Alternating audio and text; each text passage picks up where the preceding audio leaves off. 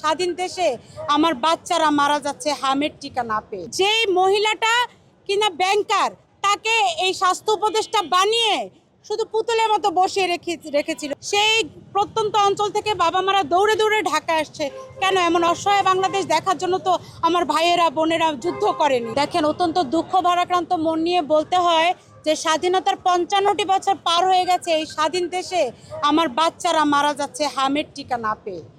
এত দুঃখজনক, মায়েরা বাবারা দিশেহারা হয়ে যাচ্ছে বাচ্চাদেরকে কোলে নিয়ে। এখন আমরা এখানে এসেছি যে ঢাকা মেডিকেল এত বড় একটা হাসপাতাল, অথচ এখানে মাত্র 20টা সিটের ব্যবস্থা করা হয়েছে।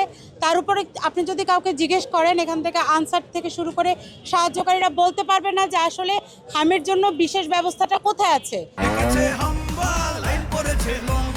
কি হয়েছে? মিনিস্টার ফ্রিজ কিনে হাম্বা জিতেছে।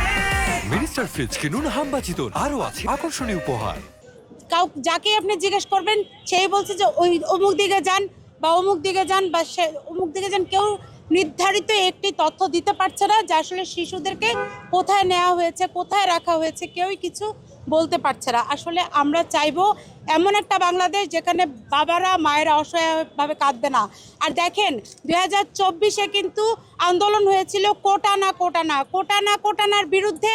এই ইউনূস সাহেব নূরজাহান বেগমকে তার বান্ধবী কোটায় বসিয়ে যেই মহিলাটা কিনা ব্যাংকার, তাকে এই স্বাস্থ্য উপদেষ্টা বানিয়ে শুধু পুতুলের মতো বসিয়ে রেখেছিল। এই ইউনূস সাহেবের জন্য, এই নূরজাহানের জন্য, উপদেষ্টাদের জন্য আজকের এই অবস্থা।